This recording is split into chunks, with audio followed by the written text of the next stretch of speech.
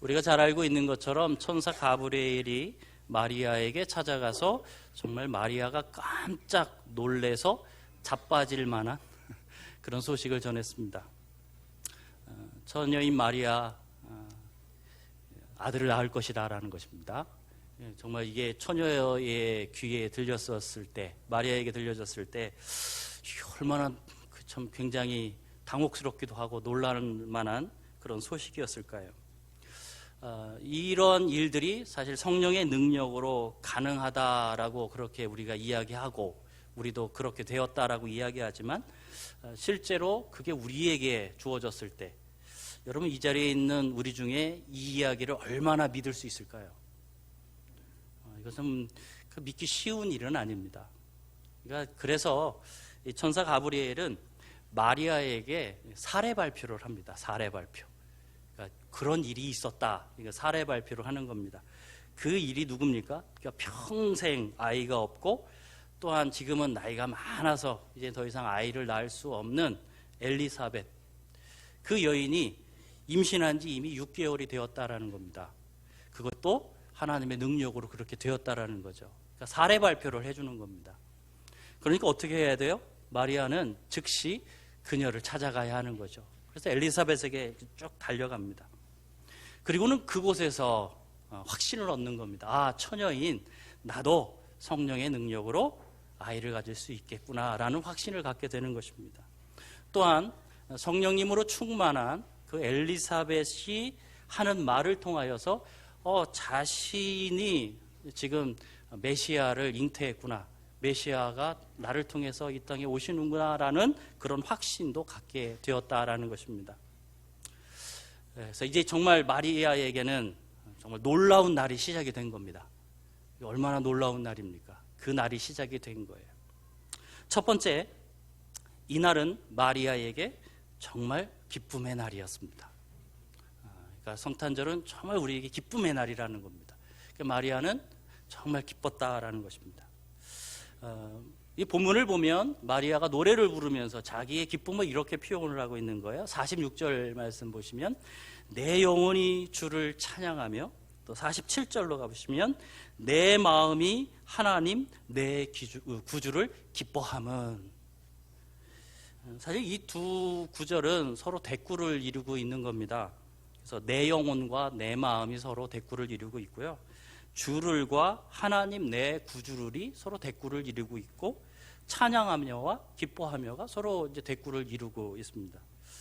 그래서 이 마리아가 이렇게 대꾸를 사용해서 찬양을 하고 있는 이유는 사실 한 가지 내용을 반복하고 싶은 것이고요. 그 내용을 좀 강조하고 싶어서 그렇게 하는 겁니다. 성경에 오늘 본문이 이제 마리아의 찬가라고 하는데요. 성경에는 이 마리아의 찬가처럼 몇몇 노래들이 좀 나오고 있고요. 그 노래 중에 좀 우리가 이해를 돕기 위해서 솔로몬과 술람미 여인의 노래를 좀 한번 같이 살펴봤으면 좋겠습니다. 이 둘은 연인이 되었습니다. 성탄절에 정말 연인이 연애를 하잖아요. 그것처럼 솔로몬과 술람미 여인도 여느 연인처럼 정말 초기에 얼마나 알콩달콩 그렇게 사랑을 나누고, 그래서 그 사랑을 서로 노래로 표현하고 있는지 모릅니다. 내 사랑하는 자여, 함께 가자 이러면서 서로 이제 노래를 부르는 거예요. 그리고 그렇게 사랑을 키워가다가 결국에 결혼의 꼬리를 했습니다. 그런데 여러분, 결혼하고 나면 무엇이 다가오나요? 현실이 다가오잖아요. 항상 행복한 것만은 아니잖아요. 그러니까 이들에게도 사실 권태기가 찾아와요. 솔로몬과 술람미 여인 사이에 권태기가 찾아와요. 그래서 서로의 관계가 좀 소먹소먹해지고 소원해지는 그런 관계가 되었습니다. 하지만 둘의 사랑은 이제 다시 회복이 됩니다. 그리고는 이 술람미 여인이 솔로몬을 찾아 헤매기 시작하는 겁니다. 내 남편이 어디 있나? 이렇게 찾아 헤매다가 사실 우여곡절 끝에 둘이 재회를 해요. 그리고 이제 저기에 솔로몬이 있는데 저 멀리에서 술람미 여인이 솔로몬 자신에게 다가옵니다. 그때에 이 솔로몬이 술람미 여인을 바라보면서 한 노래가 있습니다. 그 노래의 첫 구절이 이렇게 됩니다. 아가서 6장 4절 말씀인데요. 첫 구절이 이렇게 됩니다. 우리 같이 한번 읽어보겠습니다. 자, 어떻게 읽으셔야 된다고요? 사랑을 담아서 읽으셔야죠. 정말 사랑하는, 옆에 보시지 말고요. 사랑을 담아서 한번 읽어보겠습니다. 시작. 내 사랑아, 너는 같이 어여쁘 예루살렘같이 곱고 깃발을 세운 군대같이 당당하구나. 이 표현을 하나하나 살펴보면 뭐 즐겁고 아름답고 사랑스럽고 기품이 넘친다 뭐 이렇게 표현되겠지만, 솔로몬이 정말 이런 반복을 통해서 정말 하고 싶은 말이 뭘까요? 그 여인에게 해주고 싶은 말이 뭐예요? 너는 아름답고, 너는 사랑스럽고, 너는 기쁨이 넘치는 여인이고, 이렇게 쭉 반복해서 이야기하지만 진짜 하고 싶은 말은 뭐냐면, 내가 당신을 무지하게 사랑합니다, 이 얘기예요.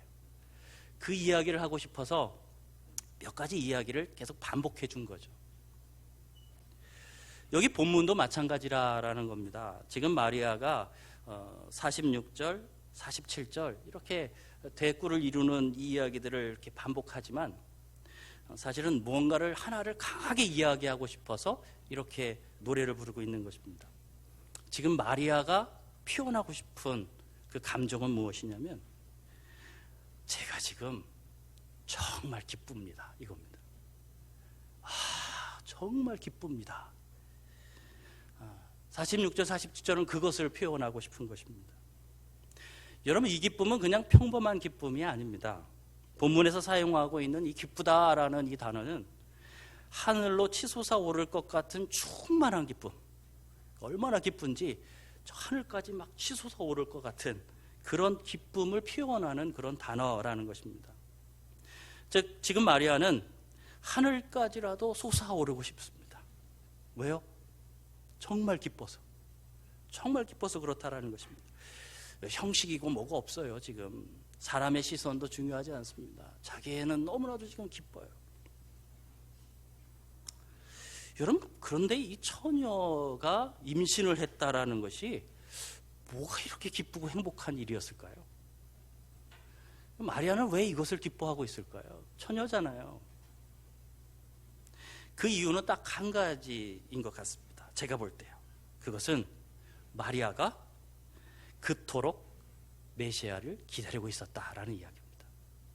정말 기다리고 있었다라는 이야기입니다. 간절하게 기다리고 있었다라는 것입니다.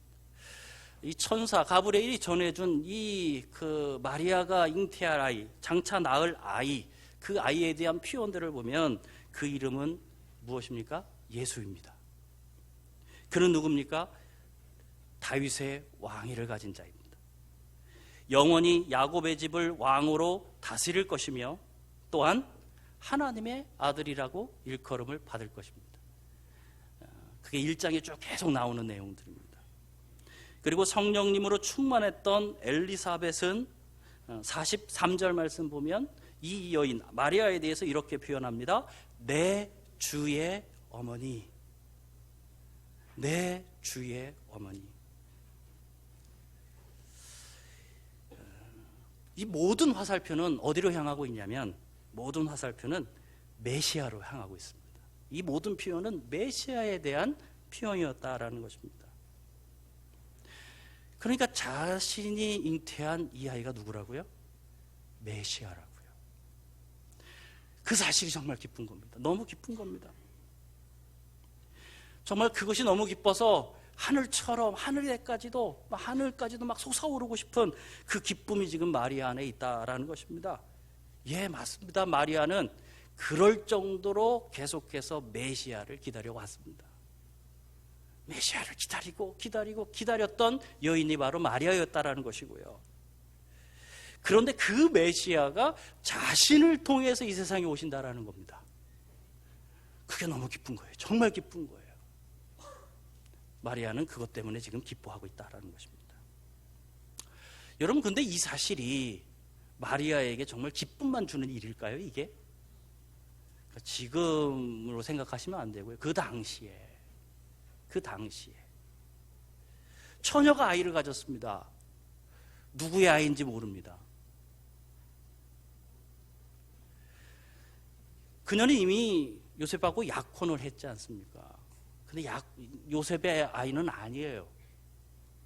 그렇다면 부정한 일을 행했다라고 낙인 찍힐 수 있는 상황이고, 그것으로 인해 사람들로부터 모욕을 당할 수 있는 상황이고, 그것으로 더 나아가면 돌에 맞아 죽을 수 있는 상황입니다. 그녀가 이것을 쉽게 받아들일 수 있는 일은 아닙니다.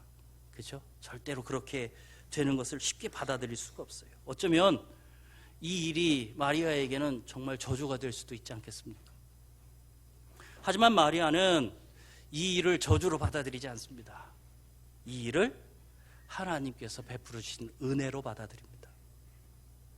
그래서 이러한 마리아에 대해서 엘리사벳은 42절 말씀 보면 이 마리아에 대해서 이렇게 표현하는 겁니다. 여자 중에 내가 복이 있도다. 복이 있다. 여자 중에 내가 복이 있다. 근데 이 표현은 최상급의 표현이에요. 그러니까 여기다가 하나를 더 집어넣으셔야 돼요. 내가 여자 중에 가장 복이 있다.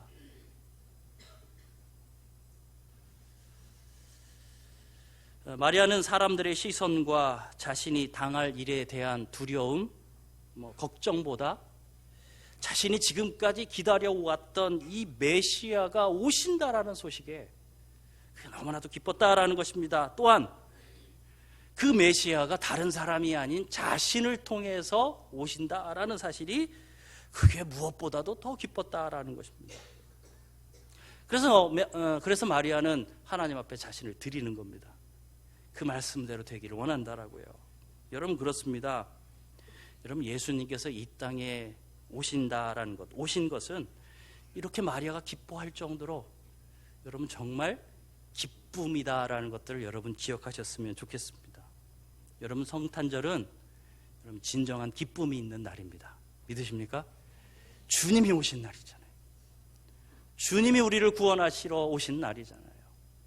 그토록 기다렸던 구원자가 오시는 날이잖아요.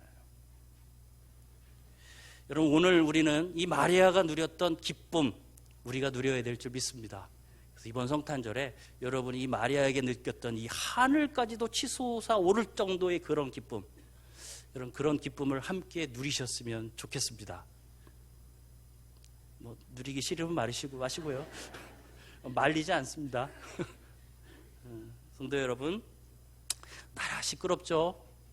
세상의 소식들이 뒤숭숭하지만 여러분 그럼에도 불구하고 성탄의 기쁨을 회복하는 여러분 되셨으면 좋겠습니다. 정말 그 속에서 이 주님 때문에 나 기쁘다. 구원자가 오신 이 날이니 여러분 나 기쁘다. 여러분 그런 기쁨을 갖는 이번 성탄절이 되시기를 바랍니다.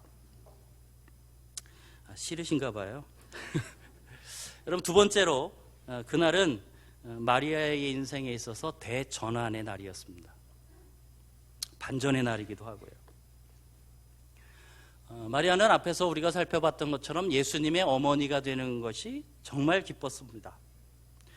그런데 그녀가 오늘 이 노래를 통하여 자신이 왜 기뻐하는지에 대한 구체적인 이유는 사실 48절에서 자기가 우리 가운데 노래를 하고 있는데 47절과 48절 사이에는 그 원문을 그대로 여기서 번역한다면 왜냐하면 이게 들어가야 합니다. 왜냐하면. 그러니까 47절에서 나는 정말 기쁘다. 왜냐하면 48절 때문이다. 그렇게 우리가 이해할 수 있다라는 것입니다. 자, 그렇다면 이 48절을 좀 같이 읽어볼까요? 48절. 왜 마리아가 이토록 기뻐할 수밖에 없었는지. 48절 같이 읽습니다. 자, 시작. 그의 여종의 비천함을 돌보셨습니다. 복이 있다 일컬으리로다. 이 짧은 노래의 가사에는 엄청난 반전이 숨어 있습니다. 그죠? 잘 보시면 앞에는 뭘로 시작했어요? 나는 비천한 여인이다. 나는 비천한 존재입니다. 그렇게 시작했던 이 짧은 가사가 마무리될 때는 뭘로 끝나고 있습니까? 나를 복이 있다 일컬으리로다. 나는 이제 복이 있다. 그러니까 앞에는 이 짧은 가사 앞에는 자신이 비천했는데 이 짧은 가사가 끝날 때는 자신이 복이 있다라고 고백하고 있는 겁니다. 그렇게 노래하고 있는 겁니다. 그리고 이러한 변화의 중심에 뭐가 있습니까? 보라 이제 후로는 이게 있는 겁니다. 이제 후로는 요 지점으로부터 이런 반전이 일어나는 겁니다. 그래서 이제 후로는 이렇게도 이야기할 수 있습니다. 어떠한 시점으로부터 이렇게 해요. 그러니까 그러한 시점으로부터 이런 의미를 갖고 있어요. 어떠한 시점으로부터. 그러니까 마리아는 비천한 상태에 있었습니다. 이전에 비천한 상태에 있었습니다. 그런데 그 어떠한 한 시점으로부터 나는 이제 복이 있는 여인이 되었다라는 이야기입니다. 그 어떠한 시점으로부터, 그것도 여인 중에 가장 복 있는 여인이 되었다라는 겁니다. 가장 비천했던 여인이 그 어떠한 한 시점으로부터 여인 중에 가장 복이 있는 여인이 되었다라고 말하는 겁니다. 그 시점이 언제입니까? 그 시점이 바로 예수 그리스도를 잉태할 그 시점입니다.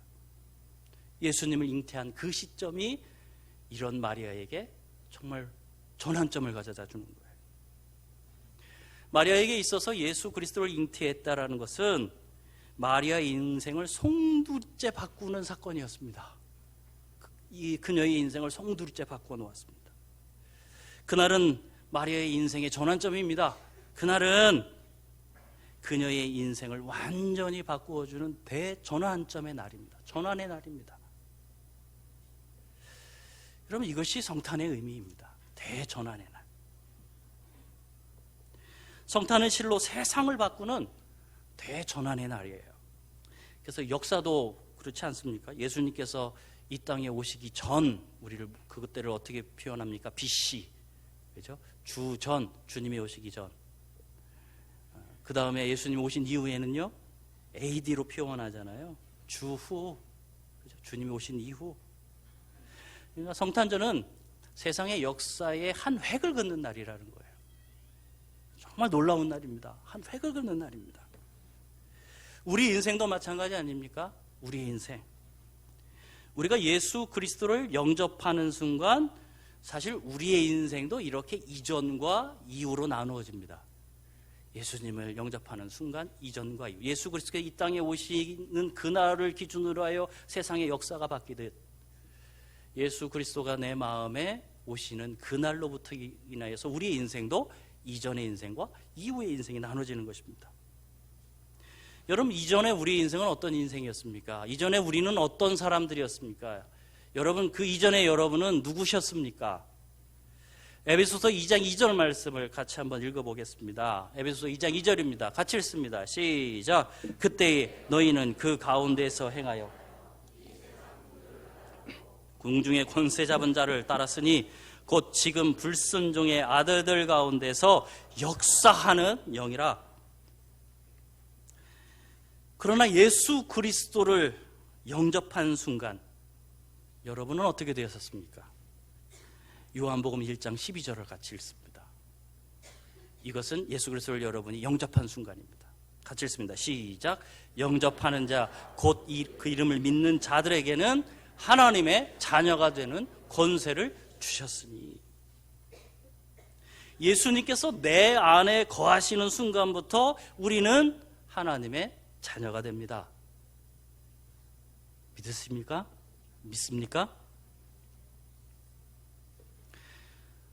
마리아가 예수 그리스도를 자신 안에 받아들이는 순간 마리아는 비천한 여인에서 세상에서 가장 복된 여인으로 전환되었습니다. 그와 같이 우리도 예수 그리스도를 우리 안에 받아들이는 순간 사단의 노예에서 하나님의 자녀가 된다라는 것입니다. 대전환이죠. 이건 엄청난 전환입니다. 우리 인생의 대사건이라는 것입니다. 그런데 하나님께서 이러한 전환을 이루시는 이 방법이 참 독특합니다. 하나님의 그 방법이 너무 독특해요.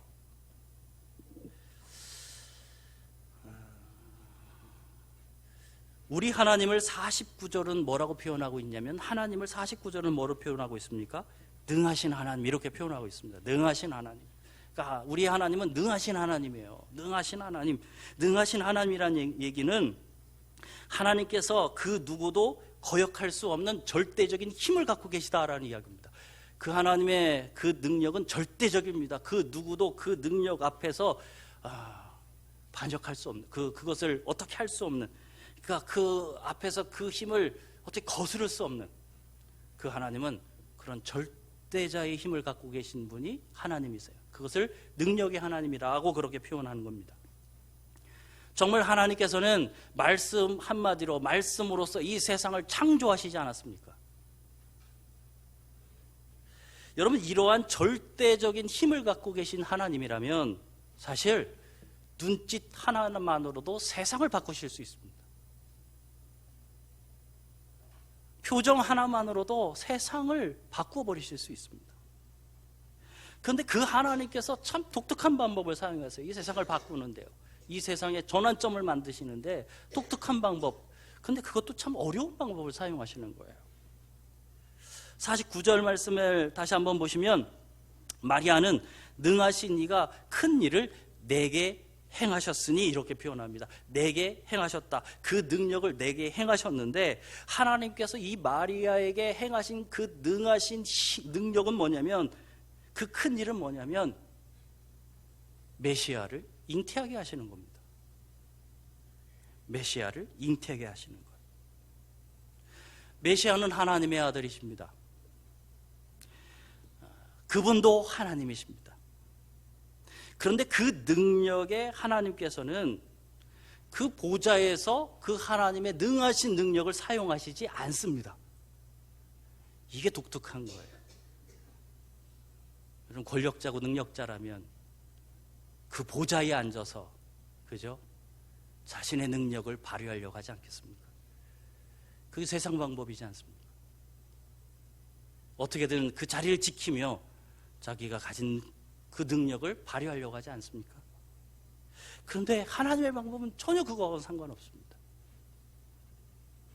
그 보좌에서 내려오셔서 예수 그리스도는 비천한 여인의 복중에 거하십니다. 그리고는 자신의 능력을 제한하시고 인간이 되셨습니다. 사람이 되십니다. 이게 얼마나 독특한 방법입니까?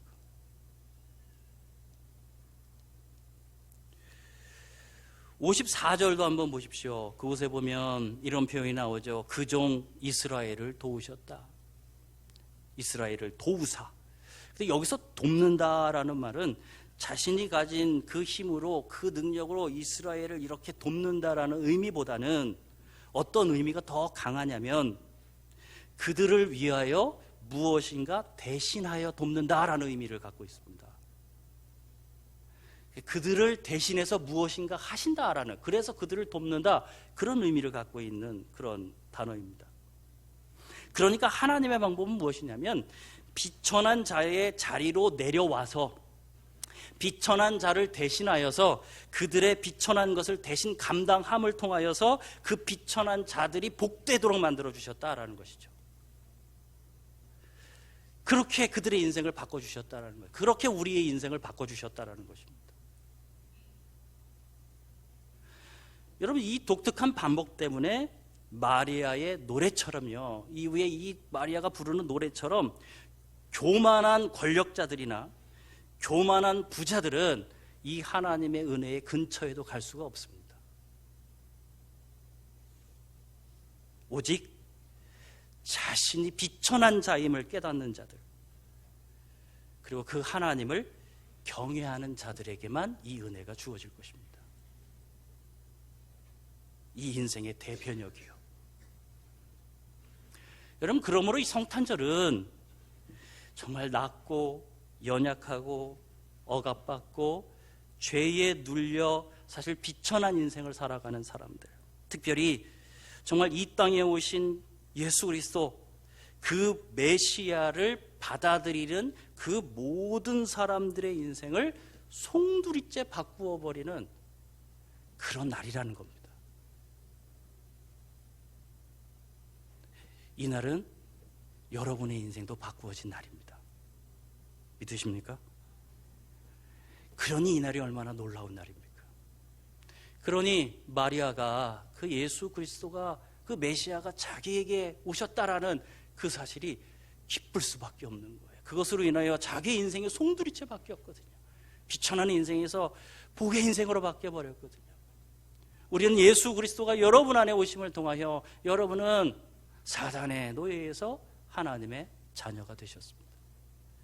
그 일을 위하여 예수님은 이 땅에 인간이 되셨습니다.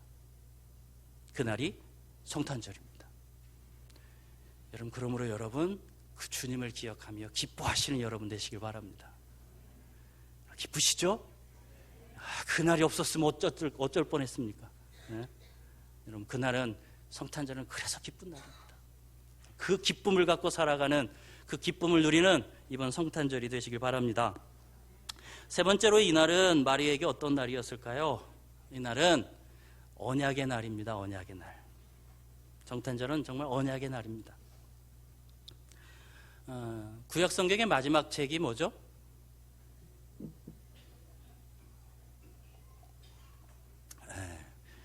구약 성경의 마지막 책이 뭐죠? 말라기. 왜 이 쉬운 걸 제가 물어봤냐면 물 한 모금 먹으려고 제가 물어본 겁니다. 근데 대답도 잘 안 해주시고. 구약의 마지막 성경은 말라기입니다. 신약의 마지막이래. 신약의 첫 성경은 뭐예요? 마태복음입니다. 그러면 구약과 신약의 사이는 얼마만큼의 차이일까요? 네, 종이 한 장 차이죠. 네. 구약과 신약은 종이 한 장 차이지 않습니까? 여러분 성경을 펴보세요. 말라기 맨 마지막에서 한 장 넘기시면 마태복음 나올 겁니다. 네, 종이 한 장 차이예요. 구약과 신약은 종이 한 장 차이. 그런데 그 기간은 정말 길었고 그 기간은 정말 무거웠습니다. 길고 무거운 기간이었습니다. 무려 이 기간은 400년간의 기간입니다. 우리는 종이 한 장 넘기지만 역사로 보면 그게 400년의 기간입니다. 400년 금방이에요. 눈 깜짝할 새예요. 그냥 한 장 딱 넘기면 400년이 지나가는 겁니다. 그리고 그 기간 동안 하나님께서는 단 한 명의 선지자도 보내시지 않으셨습니다. 그래서 이 기간을 400년의 침묵기다 그렇게 이야기합니다.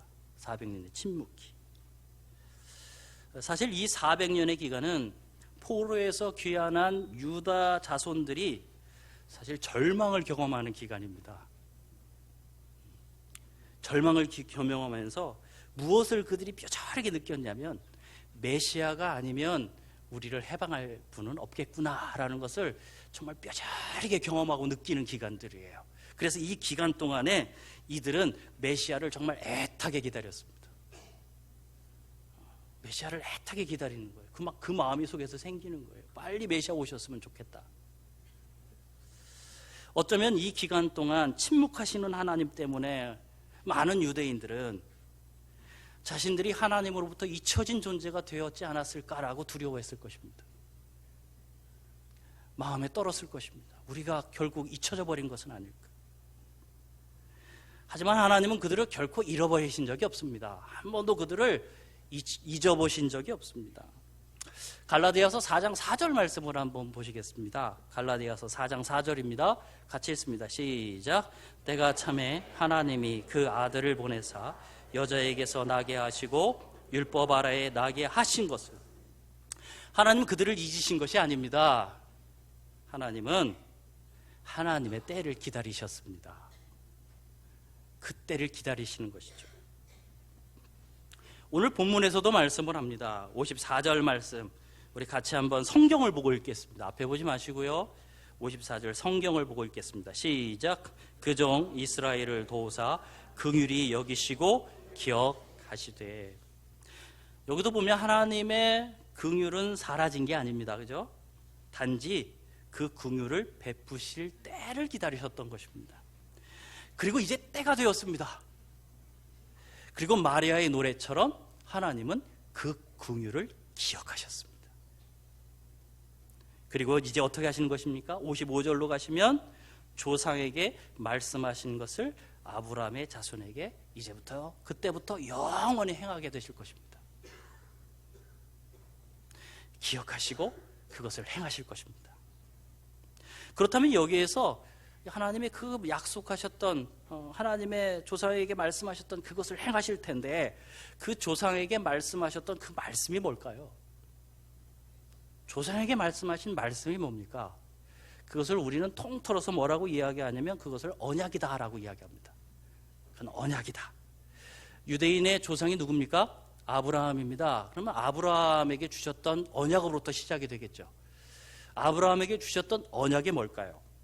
자, 창세기 12장 2절 3절 두 절 말씀을 우리 앞에 보시고 함께 봉독하여 읽겠습니다. 창세기 12장 2절 3절입니다. 함께 읽습니다. 시작. 내가 너로 민족을 이루고 너는 복이 될지라.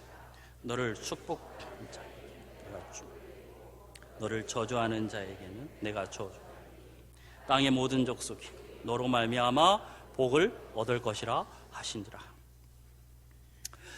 오늘 우리는 이 그 언약의 내용보다는 하나님께서 아브라함과 이 언약을 맺으시는 방식을 좀 보셨으면 좋겠습니다. 거기에 좀 더 주목하셨으면 좋겠습니다.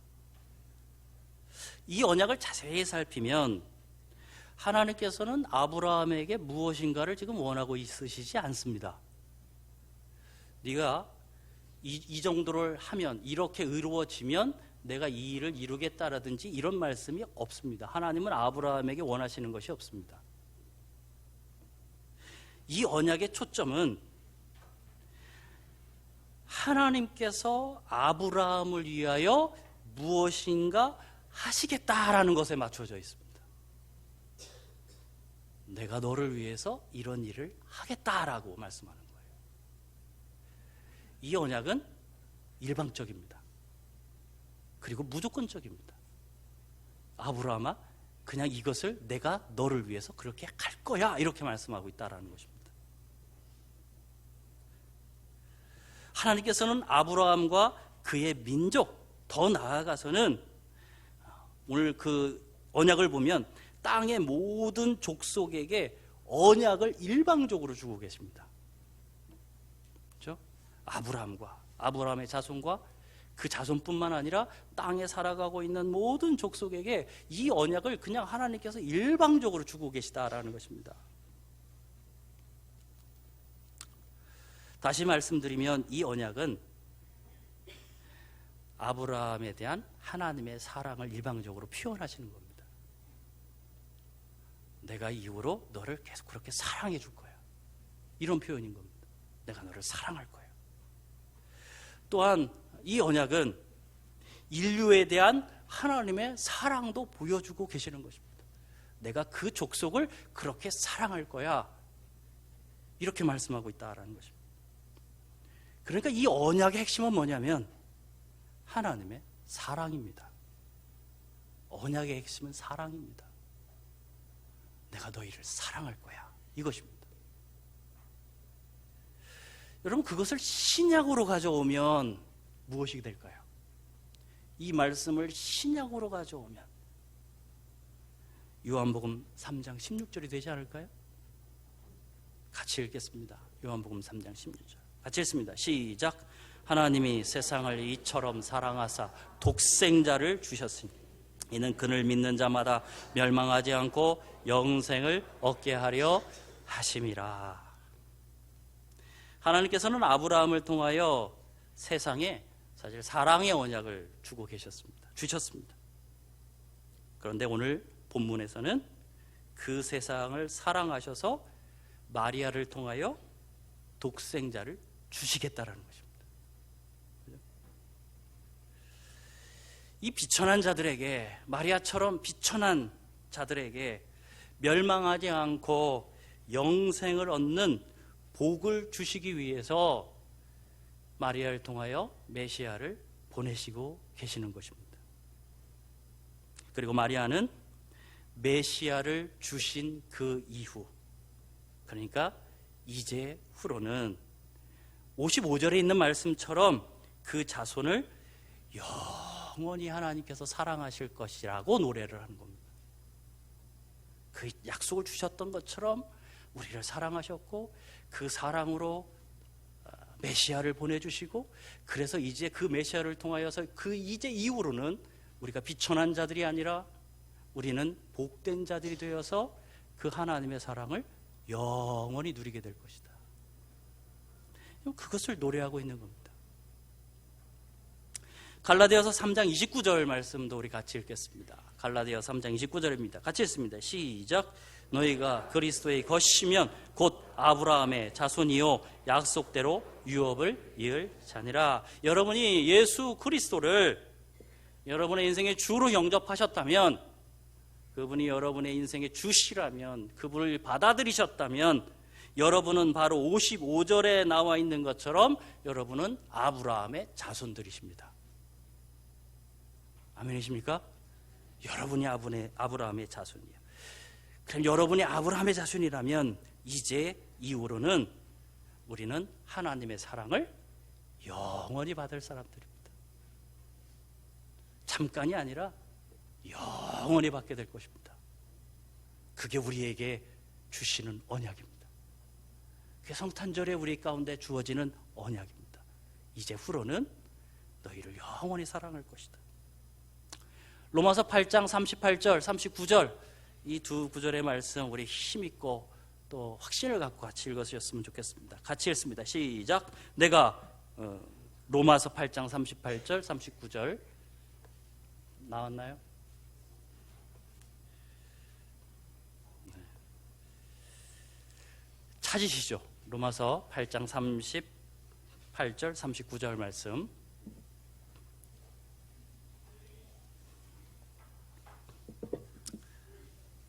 로마서 8장 38절 39절 찾으셨으면 같이 읽겠습니다. 같이 읽습니다. 시작. 내가 확신하노니 사망이나 생명이나 천사들이나 권세들이 현재일이나 장래일이나 능력이나 높음이나 깊음이나 다른 어떤 피조물이라도 우리를 우리 주 그리스도 예수 안에 있는 하나님의 사랑에서 끊을 수 없으리라. 아멘. 그 하나님의 사랑에서 우리를 영원히 끊을 수 없습니다. 그래서 여러분, 성탄은 이 영원한 사랑의 언약의 날입니다. 그래서 이 성탄은 정말 기쁨의 날이 되는 것입니다. 마리아에게 이 성탄은 정말 기쁨의 날이었습니다. 메시아가 오시는 날이었고, 그날은 마리아의 인생을 완전히 뒤바꿔버리는 대전환의 날이었고, 또한 하나님의 영원한 사랑의 언약을 받는 날이었습니다. 이러한 사실로 인해서 마리아는 정말 표현할 수 없는 기쁨을 표현하고 있는 것입니다. 정말 내가 하늘까지도 올라갈 수 있는 그 정도의 내가 기쁨을 갖고 있다라고 이야기하고 있는 것입니다. 여러분, 이 기쁨은 세상이 주는 기쁨과는 전혀 다른 기쁨입니다. 이건 차원이 다른 기쁨입니다. 47절로 다시 한번 돌아가 보시면, 내 마음이 하나님 내 구주를 기뻐하였음은 이렇게 말하죠. 내 구주를이라고 되어 있지만 이거 바꿔서 여러분 읽으셔도 됩니다. 내 주 안에서 이렇게요. 내 주 안에서 기뻐하였음은. 내 주 안에서. 세상 안에서의 기쁨이 아닙니다. 세상이 주는 그런 기쁨이 아닙니다. 잠깐 있다 사라지는 그런 기쁨이 아닙니다. 이 기쁨은 구원자이신 그리스도 안에서 주어지는 기쁨입니다. 영원한 사랑이고 영원한 기쁨입니다. 여러분, 이제 후로는 우리는 이 기쁨을 소유한 사람들입니다. 믿으십니까? 이 성탄절에 그 기쁨을 누리는 여러분 되시기를 주님의 이름으로 축복합니다.